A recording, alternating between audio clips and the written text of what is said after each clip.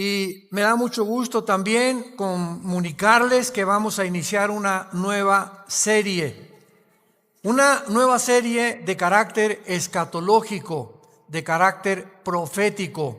Cuando hablamos de escatología, logos, conocimiento, escato, las cosas del más allá o las cosas del final de los tiempos. Entonces la escatología es la rama de la teología que trata con las cosas de los últimos tiempos, o sea, las profecías de los últimos tiempos. Y así vamos a titular esta serie, Conociendo el fin de los tiempos.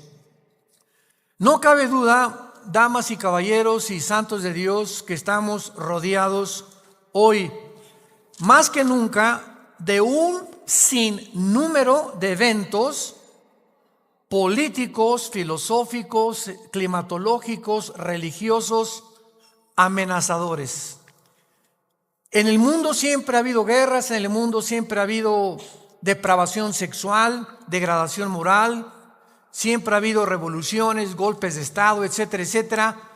Pero nunca todas estas situaciones u eventos habían convergido como en el momento en que nos encontramos actualmente.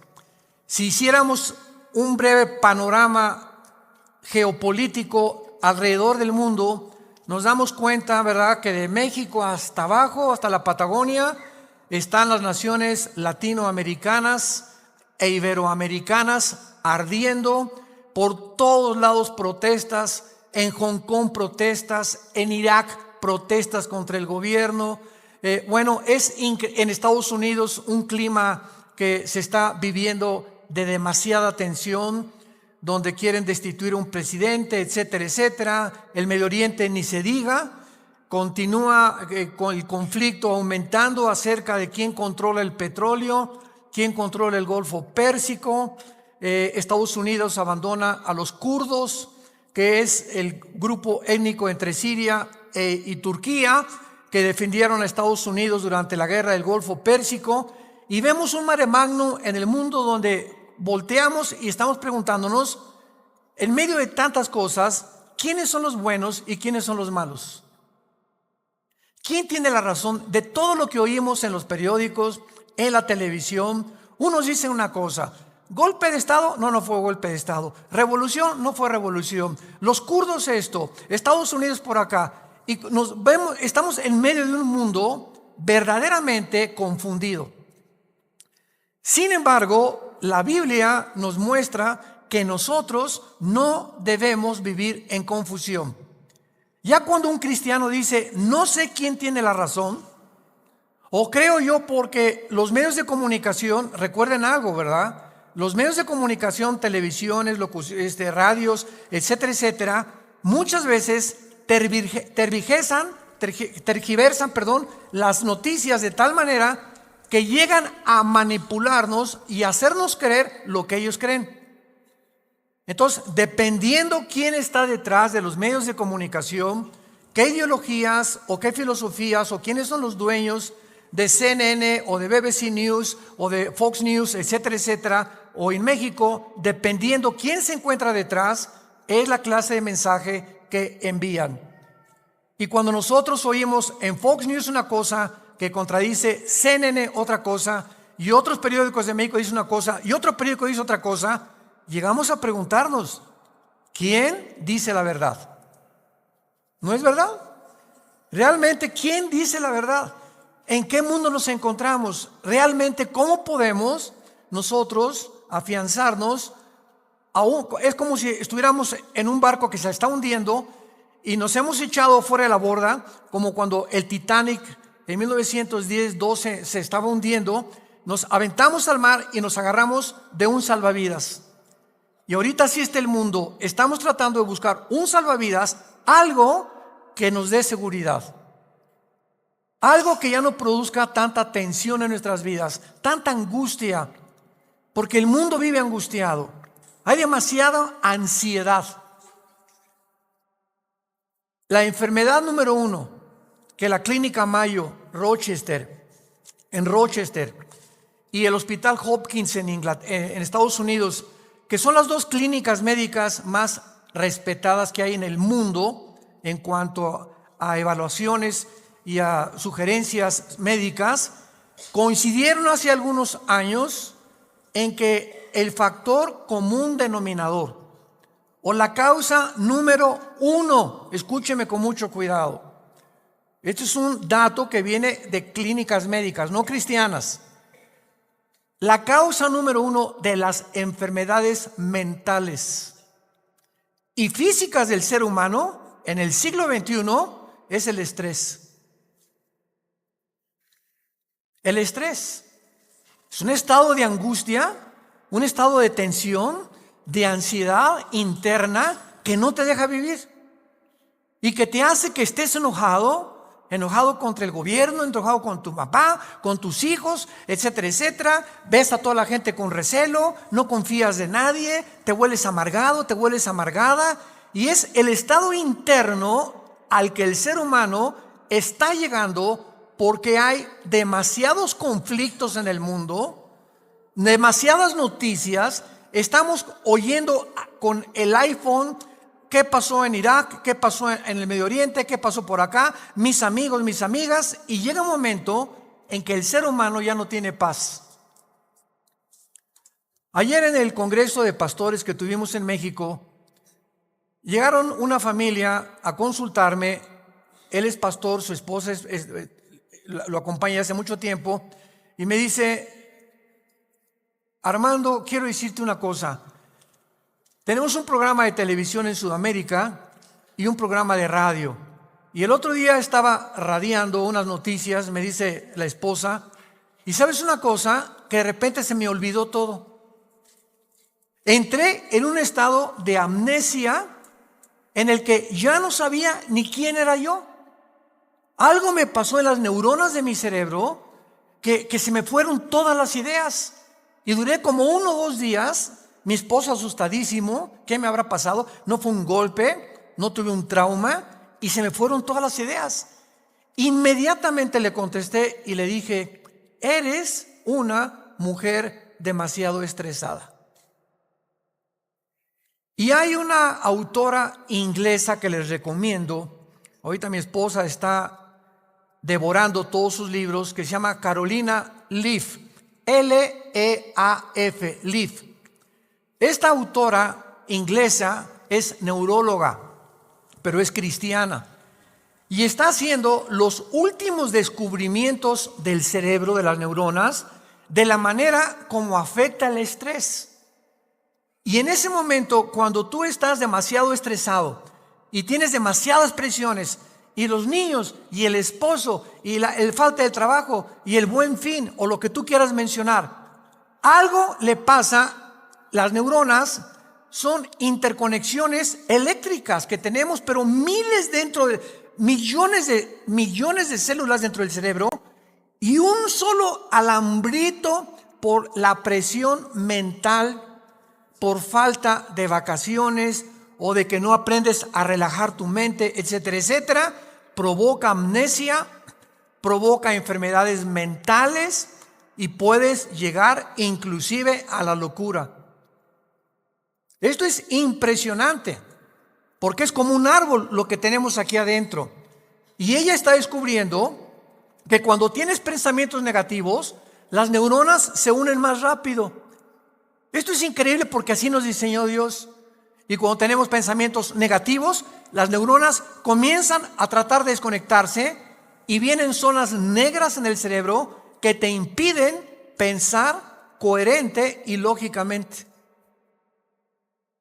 Qué interesante que Filipenses 4:8 diga en la Biblia: en esto pensad, todo lo que es bueno, todo lo que es justo, todo lo que es buen hombre, ocupa tu mente pensando cosas positivas.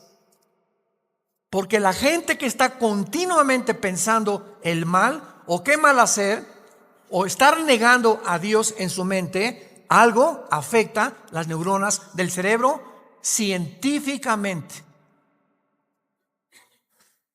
Y cuando venimos a la Biblia nos damos cuenta, ¿verdad?, que se están derrumbando todas las ideologías. El comunismo ya no es el comunismo, porque el comunismo que yo practiqué, por ejemplo, ustedes muchos saben que antes de que yo fuera cristiano, fui comunista, fui ateo. A los 12 años me decepcioné de la religión que nos inculcaron y llegué a negar a Dios. Las religiones son un engaño, todas quieren explotar a la gente. Estos eran mis pensamientos. Tenía el Che Guevara arriba de mi cuarto con un póster inmenso de él, y Marx y Engels y Lenin, etcétera, etcétera. Y para mí ese era mi mundo y era lo que yo creía era la respuesta, un sistema ideológico para poder cambiar la sociedad.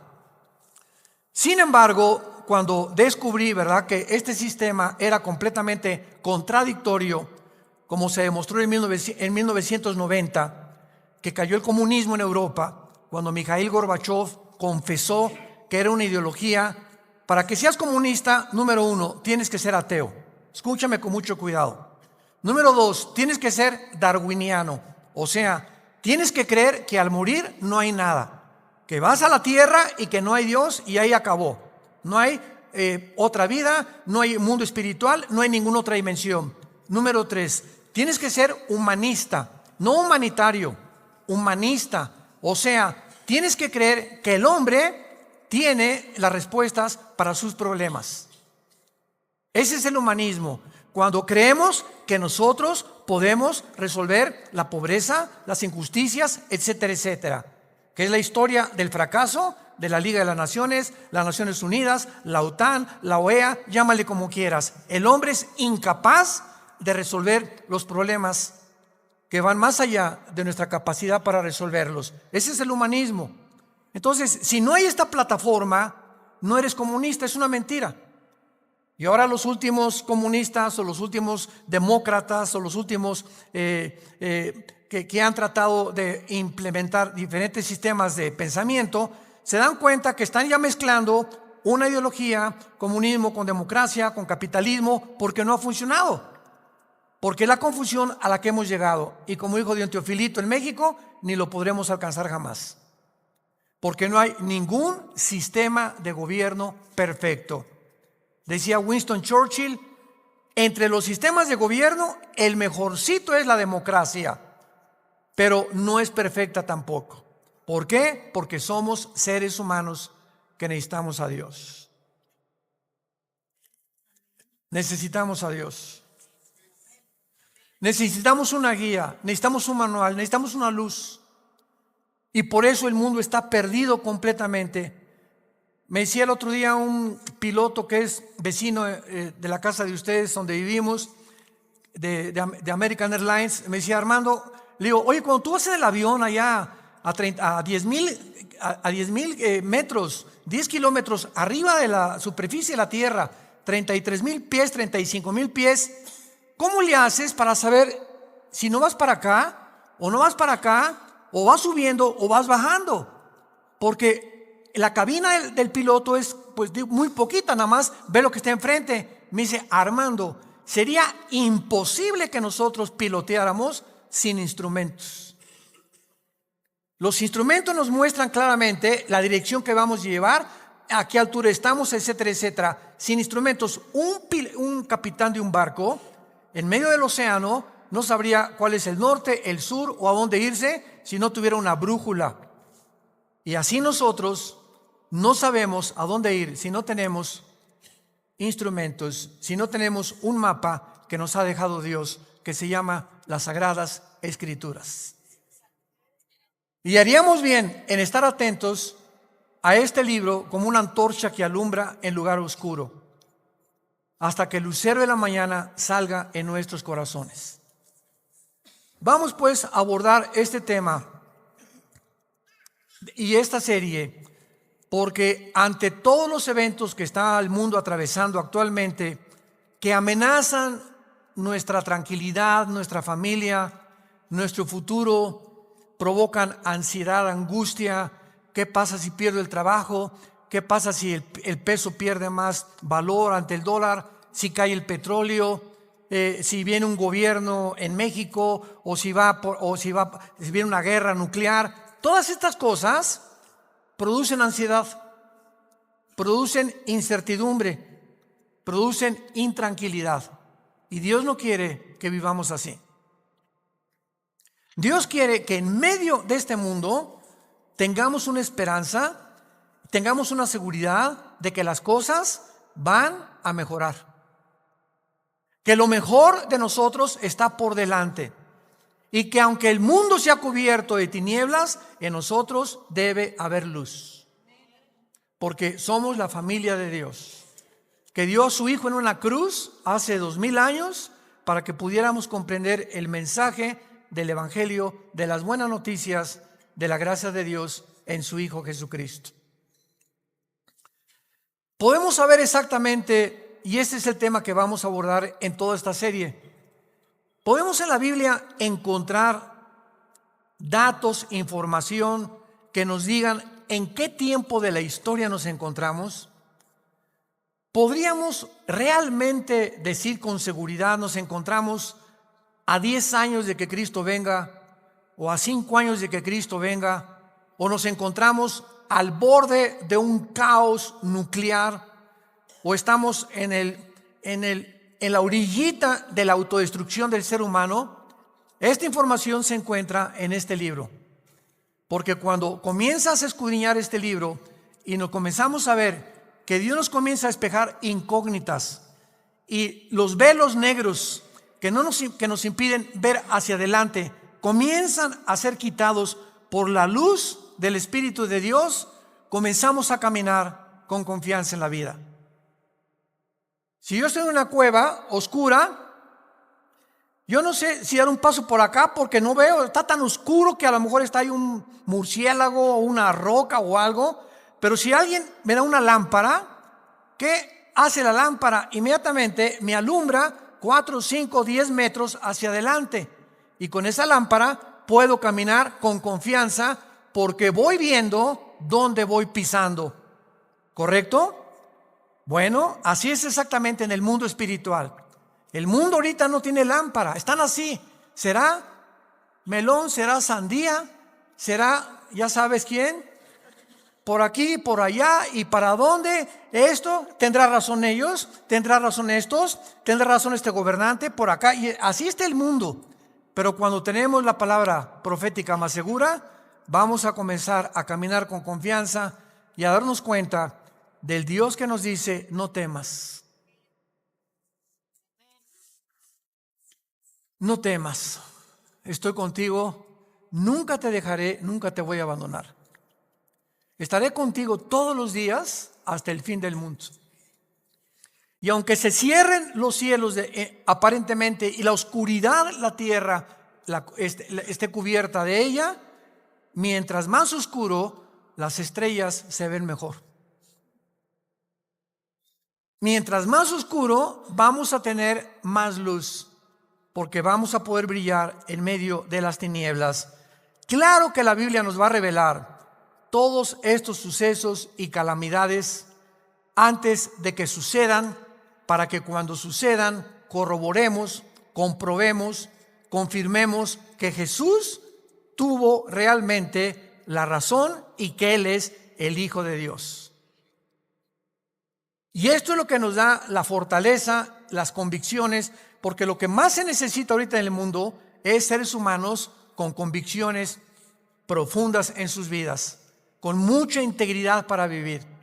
Y cuando tú eres una persona de una sola pieza, como dijo Pablo, yo sé en quién he creído, ya no te engaña la gente.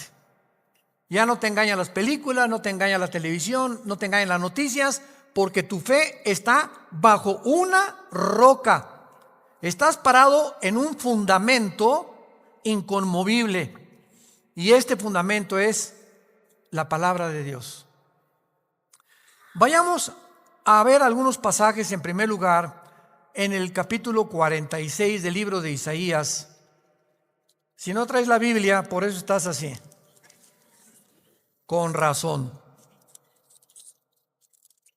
En Isaías capítulo 46, versículo del 9 al 10, veamos algunas respuestas anticipadas que este profeta hace 2700 años escribió. Isaías 46, versículo 9 y versículo 10. Dice Dios: acuérdense de las cosas pasadas desde los tiempos antiguos, porque yo soy Dios y no hay otro Dios, y nada hay semejante a mí, que anuncio lo porvenir, desde el principio y desde la antigüedad, lo que aún no era hecho, que digo, mi consejo permanecerá y haré todo lo que quiero. En este pasaje, Dios claramente nos muestra que Él va a demostrar, el Dios de la Biblia, que Él es Dios. Y que todos los demás dioses, ¿verdad?, no son realmente más que ídolos. Y aunque detrás de todo esto hay criaturas espirituales que se le llama dioses en la Biblia, Él es el Elohim de los Elohim. Él es el Dios de los dioses. Él es el rey de todos los demás súbditos que ocupan el universo. Y que Él nos va a anunciar lo que va a venir para que sepamos algo. Lo que Dios dice va a permanecer. Y va a hacer todo lo que Él ha dicho que va a hacer en la Biblia. Veamos otro pasaje en el Nuevo Testamento, en Primera de Juan. Antes del Apocalipsis está Primera de Juan, para que no andes por el Éxodo. En Primera de Juan, capítulo 4, versículos 5 al 6, el apóstol, el último de los apóstoles de Jesucristo, que murió a los 93, 92 años de edad, fue el último que murió de ellos, escribe, Primera de Juan 4, del 5 al 6. Ellos son del mundo, siga con cuidado esta lectura. Ellos son del mundo, por eso hablan del mundo. Y el mundo los oye. Nosotros somos de Dios. El que conoce a Dios nos oye. El que no es de Dios no nos oye. En esto conocemos el espíritu de verdad y el espíritu de error. Tú prendes el radio y dices, ¿qué quiero oír? La charrita del cuadrante. Bueno, porque eso es lo que quieres oír. Pero al mismo tiempo tu aparatito de tu radio tiene ondas y tiene FM, tiene AM y tiene como 50 estaciones más que tú puedes oír. En el FM 91.3, 1440, etcétera, etcétera, ¿verdad? Pero tú sintonizas lo que tú quieres oír. El mundo espiritual que nos rodea, ahorita aquí cerca de nosotros, todas estas ondas radiales y de video y de televisión están pasando junto a nosotros, pero ese aparatito las capta, son invisibles. Y el hecho que no las veamos no implica que no existen, porque aquí están junto a nosotros. Pero ese aparatito lo prendo y capta esa onda que yo quiero, o hay otra banda más chica, o hay otra más grande, pero capta, repito, la estación que tú quieres bajar del mundo invisible. Y así pasa en el mundo espiritual. ¿A quién quieres oír? ¿A Buda? ¿A Marx? ¿A Che Guevara? ¿A Lenin? ¿A los brujos? ¿A los astrólogos? ¿A quién estás sintonizando en tu mente? Ellos son del mundo. Si tú eres del mundo, vas a oír a los líderes del mundo, a los religiosos, a los brujos, a los que te han prometido que tienen alguna verdad. Y por eso tu vida está como está. Pero si tú quieres sintonizar la frecuencia de Cristo, entona a Cristo en la Biblia. Entonces, por la forma y a quienes oímos, podemos confirmar si somos o no somos hijos de Dios. El que es de Dios, oye a Jesús. Mis ovejas, Juan 10, oyen mi voz y me siguen, y yo les doy la vida eterna. Y no oirán la voz del falso pastor. Y aquí se trata de tu destino eterno, de tu familia, de tu matrimonio, de tus hijos. Tienes que aprender a discernir la voz de Jesús. En medio de tantas voces en la televisión, en los programas, en los radios, en libros que hay que nos rodean por todos lados, ¿a quién estás oyendo? ¿A quién estás leyendo? ¿Qué tipo de lectura tienes? ¿Qué tipo de actividades tienes para saber si tú eres y tienes el espíritu de verdad o tienes el espíritu de error?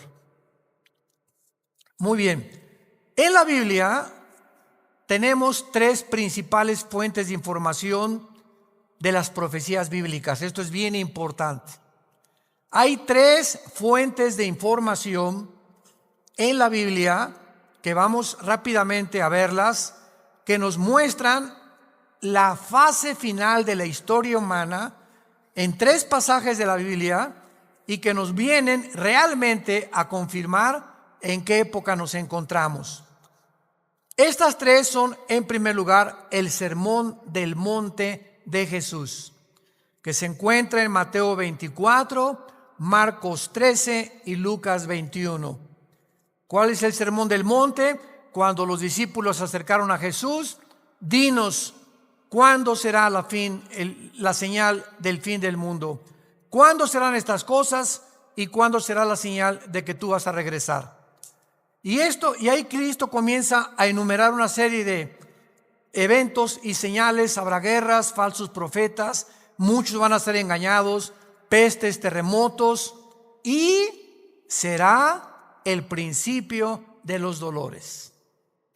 La segunda fuente de información se encuentra en Primera de Tesalonicenses, capítulo 4, del 3 al capítulo 5, versículo 4. Esta revelación la compartió el apóstol Pablo de los últimos tiempos. Y la tercera revelación acerca de los últimos tiempos la encontramos en el libro del Apocalipsis, del capítulo 5 al capítulo 19. En estos capítulos se encuentra claramente todo lo que la planeta Tierra y la humanidad va a atravesar. Ahora, muy bien, cuando estudiamos estos pasajes, podemos concluir que efectivamente vendrán tiempos difíciles al mundo, sorpresivos y amenazadores, que es de lo que hemos estado hablando en los últimos 10-15 minutos. Nadie puede negar que vivimos en un mundo conflictivo, amenazador, que ha llenado al mundo, a los seres humanos, de ansiedad, de intranquilidad, de falta de paz, de suicidios, de mejor me quito la vida, o me emborracho, o me drogo. ¿Por qué los jóvenes se drogan?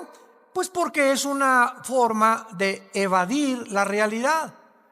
La realidad para muchos jóvenes es tan negro y tan negro lo que se ve en el mundo que ya no quieren o no creen que pueden atravesar esa cortina oscura, no creen que hay una luz detrás y se enfrentan a un mundo que parece que se los está comiendo, tragando, y prefieren salir de este mundo. Los que se drogan, ¿por qué se drogan? Los que se emborrachan, ¿por qué se emborrachan? Porque la realidad es tan cruda que no la quieren enfrentar en sus 5 sentidos. Entonces, detrás de cada persona drogadicta, alcohólica, etcétera, etcétera, se encuentra un conflicto interno espiritual. Porque como en el área forense, cuando tú estudias, yo recuerdo que hubo una época en mi vida que comencé a estudiar criminología, dactiloscopía y balística. Quería ser detective, imagínense. Siempre me ha gustado la investigación. Y me dio unos meses por meterme, compré libros, etcétera, etcétera. Y siempre cuando en esa área te involucras, los detectives o los investigadores siempre están buscando el motivo por el cual alguien le quitó la vida a la otra persona. Porque siempre hay un motivo del que cometió fraude, el motivo de por qué mató a su mamá, el motivo por qué abandonó a su esposa. Siempre detrás de cada acción hay un motivo.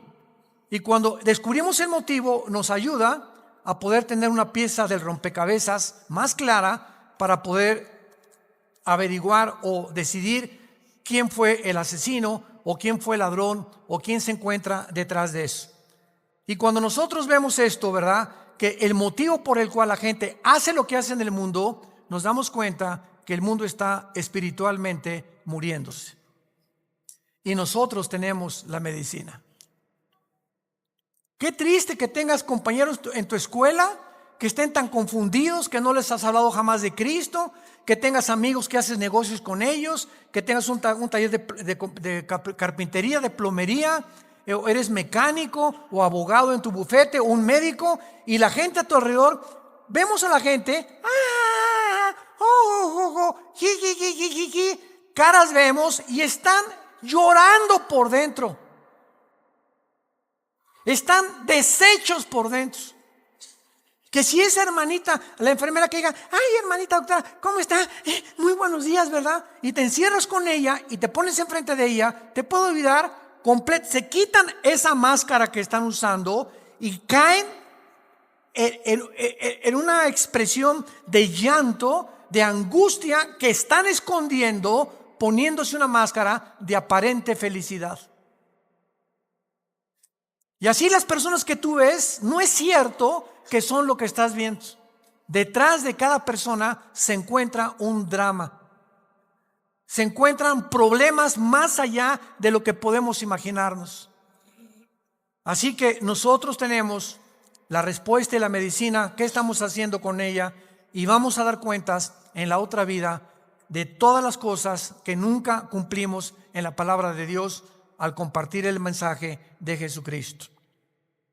Ahora bien, vayamos a Mateo 24 y veamos rápidamente que del estudio de estos tres pasajes que acabamos de mencionar, el Sermón del Monte, Primera de Tesalonicenses 4 y el libro de Apocalipsis, podemos concluir, para poner el tapiz, el fundamento de nuestra serie que vamos a seguir desarrollando, que efectivamente estamos en el tiempo de eventos muy amenazadores, sorpresivos, y aunque nosotros los cristianos no querramos ver, ni vamos a estar, esto está garantizado, nosotros no nos vamos a encontrar en los acontecimientos del libro del Apocalipsis. La iglesia no va a encontrarse en los acontecimientos de Primera de Tesalonicenses 4, ni tampoco en el Sermón del Monte, más que en lo que les voy a mostrar ahorita. Y no vamos a ver nosotros el Armagedón. Creo que no vamos a conocer tampoco al Anticristo, pero hay algo que vamos a atravesar para que nos vayamos preparando y para que entendamos que para poder enfrentar lo que se viene se necesita carácter.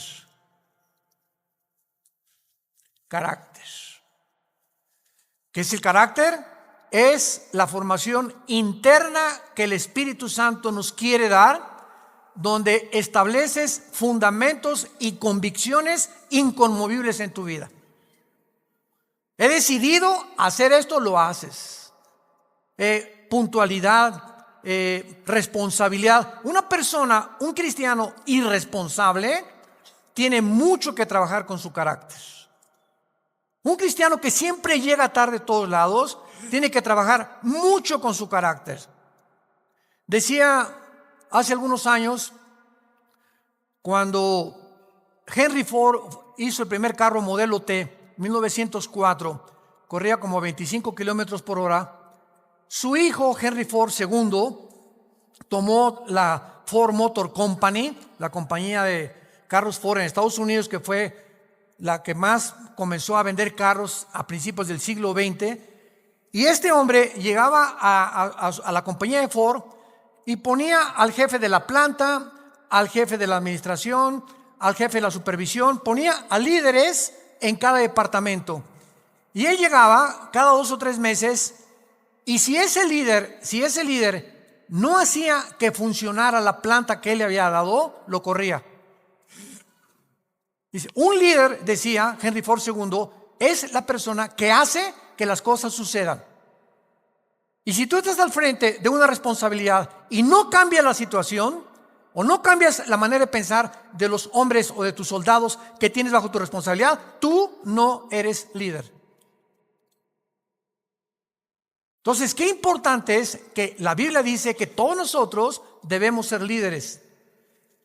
Y si somos líderes, tenemos que hacer cambiar las cosas de alguna manera. Vas a hacer cambiar a tu amigo y vas a hacer cambiar a tu amiga y vas a hacer cambiar a tus amigos de la escuela, hasta a tus maestros los vas a confrontar algún día. Discúlpeme, maestro, con el respeto que se merece, no venimos del chango. La evolución es una teoría que está completamente destituida desde que descubrieron el ADN en 1954. Por favor, actualícese más, maestro. Entonces, cuando comenzamos a entender eso, es cuando comenzamos a comprender que este mundo, dice la Biblia, la mayoría serán engañados. Los mismos escogidos serán engañados porque hay millones de cristianos sin carácter, flojos, irresponsables, impuntuales, sin falta de integridad. A nadie le hablan de Cristo, no comparten las buenas nuevas, no tienen convicciones profundas que los hacen ser gigantes, guerreros de Dios. Dice Mateo capítulo 24 en el Sermón del Monte el Señor Jesucristo, porque se acercan los discípulos para hacerle preguntas, versículo 3, Señor, dinos, vean las 3 preguntas que le hacen hace 2000 años. 1, ¿cuándo serán estas cosas? Querían saber el tiempo los discípulos. 2, ¿qué señal habrá de tu venida? O sea, ¿habrá alguna señal que podamos percibir de que tú ya vienes al mundo? Y 3, ¿y hay alguna señal de que el mundo se va a acabar? De estas 3 preguntas, Cristo comienza a contestar algunas. Por ejemplo, la señal de su venida está hasta el versículo 29 y 30, cuando el sol se oscurecerá, la luna se pondrá, etcétera, etcétera.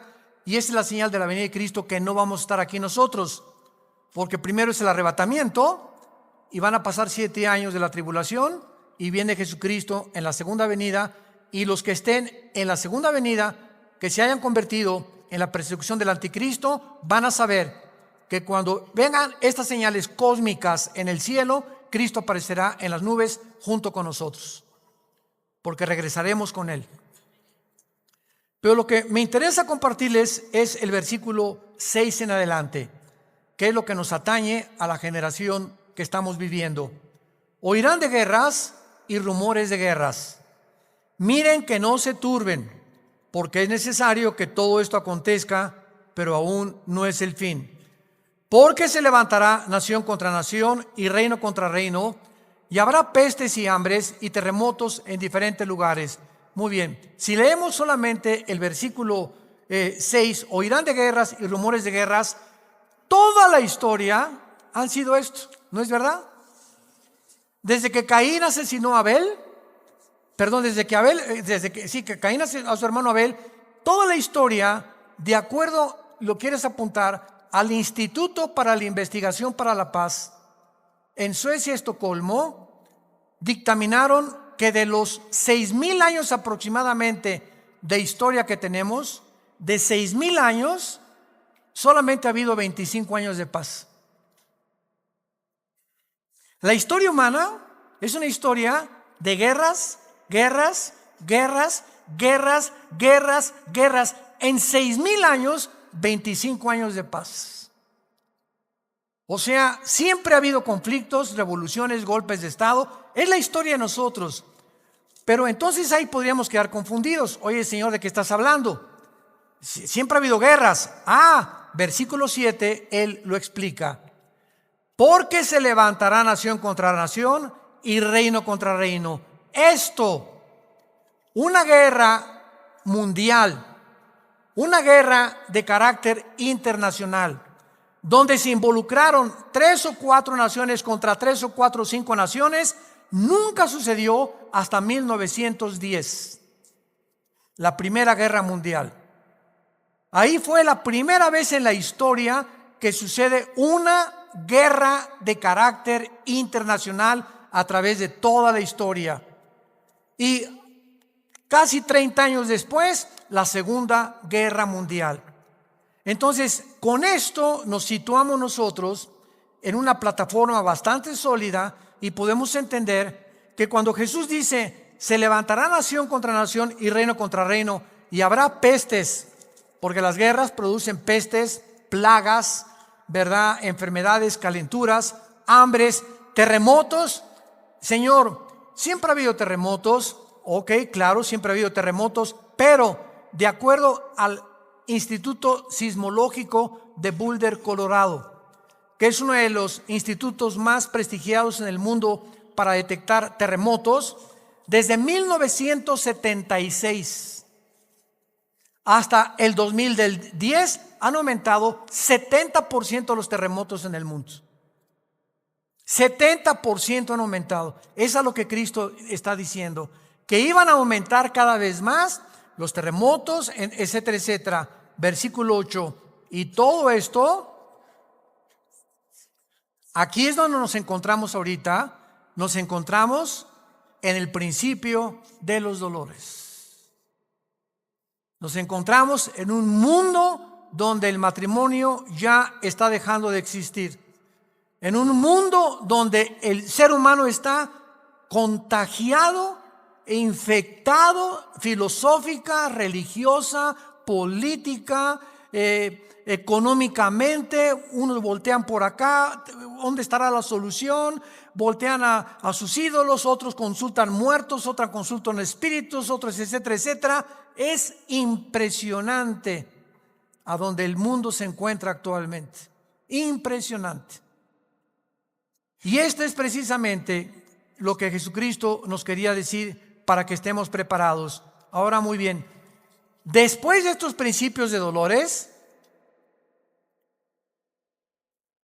nos vamos. Adiós, mundo cruel. Adiós, mi perro fido. Adiós, adiós, mundo cruel. Ya nunca te veré. Después de este principio de dolores, van a aumentar. Imaginémonos, van a aumentar las catástrofes en el mundo y los terremotos y las plagas y las pestes y la confusión, que va a estar el mundo en un estado tan grande de confusión que va a pavimentar el camino para que se levante un hombre en el Medio Oriente que la Biblia le llama la bestia. De todos los animales que el Espíritu Santo buscó, las hienas, los leopardos, los osos, los leones depredadores, no encontró el Espíritu Santo un nombre, un adjetivo para designar a este hombre, y por eso simplemente la Biblia le llama una bestia, un depredador, cruel, sanguinario, y su otro nombre es el anticristo. Todos los dictadores, síganme con cuidado, de la historia, todos han surgido de un mundo caótico. El caldo de cultivo para producir un dictador es que la situación se encuentre aparentemente sin solución.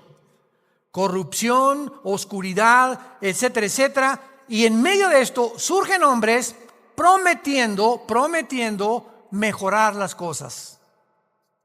Hitler entró democráticamente. Stalin entró democráticamente. Saddam Hussein entró democráticamente. No es verdad que entren a través de un golpe de Estado los líderes, la mayoría entran a través del pueblo. Pero una vez que el pueblo los levanta, a ver quién los quita.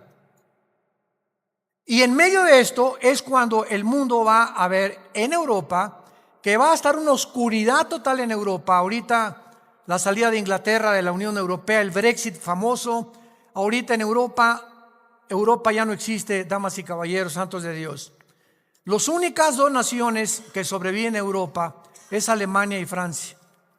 España, Portugal, Grecia e Italia están hundidas económicamente, sin dinero para poder levantarse. Y no hay ninguna esperanza para estas naciones.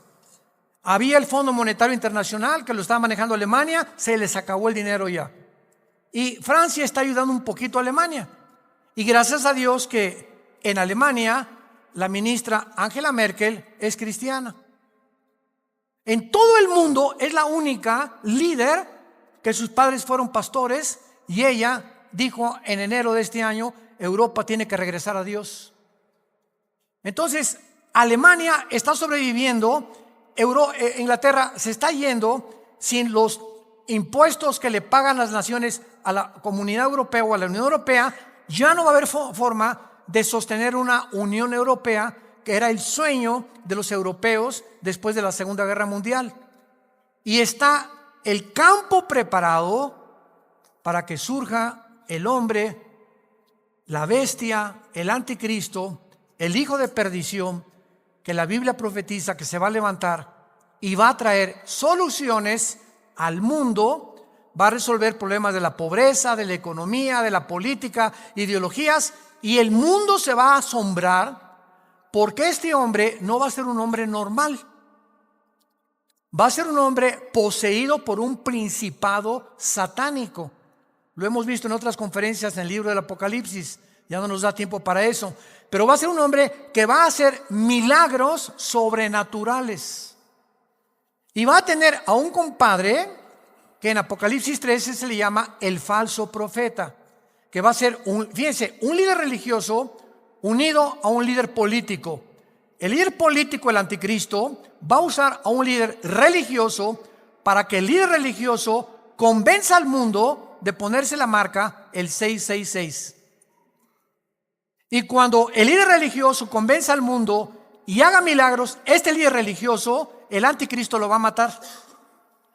Y va a deshacer la ciudad de donde salga el líder religioso, y el anticristo, a la mitad de los 3 años y medio, va a proclamarse. Segunda de Tesalonicenses capítulo 2, del 3 al 4, se va a proclamar que Él es Dios. Va a entrar al templo judío, va a violar el templo judío y va a hacer que el mundo lo adore como Dios. Pero, ¿será eso posible? ¿Que pueda llegar la humanidad a tal grado de adorar a un hombre como Dios? La historia nos enseña que el hombre no aprende la historia. ¿Se acuerdan de esa frase? Y el que no conoce la historia está condenado a repetirla. ¿Qué pasó con los césares romanos? Los césares romanos mandaron a la gente que los adoraran como dioses. Y los césares romanos se erigieron como dioses. Calígula mata a su familia. Nerón tenía de amante a un niño de 10 años. Era una depravación impresionante. Cuenta la historia que cuando un emperador romano estaba en el Coliseo, cuando vayan a Roma, vayan al Coliseo, es impresionante ver el Coliseo romano. Todavía en el Coliseo romano, cuando vayan a Roma, las manchas de la sangre de hace 2000 años, de los mártires que mataron los leones y quemaron vivos y que arrastraron, ahí están todavía las manchas de la sangre que las han mantenido. Bueno, pues cuenta la historia, ¿verdad?, que estaba el César en un coliseo, en el Coliseo romano, y entonces todo el mundo se tenía que hincar y decirle: salve César. Y un hombre se quedó parado, que aparece en Apocalipsis con el nombre de Antipas. Y entonces se quedó parado y el César le dijo a un centurión: ve por favor y ve que es esclavo, ¿por qué no se hinca? Y el centurión romano fue con Antipas. Le dijo: Antipas, tienes que hincarte porque si no te van a matar. Y entonces y además le dijo el centurión: te van a matar y ¿no ves que todo el mundo está contra ti? ¿No ves que tú eres el único? Y Antipas contestó: dile al César que si todo el mundo está contra mí, yo estoy contra todo el mundo, porque así murió mi Señor. Lo quemaron vivo en un balde grandísimo de aceite hirviendo. Y por eso Cristo le llama en Apocalipsis mi testigo fiel. Va a llegar un momento, santos de Dios, en que el mundo va a estar contra nosotros, y ahí se van a denotar tus convicciones. Y si tus amigos están contra ti, y tu familia está contra ti, y el mundo está contra ti, nosotros estamos en contra de ellos, porque nuestra fidelidad es al Hijo de Dios por los siglos de los siglos. Te damos gracias, Señor, por tu palabra.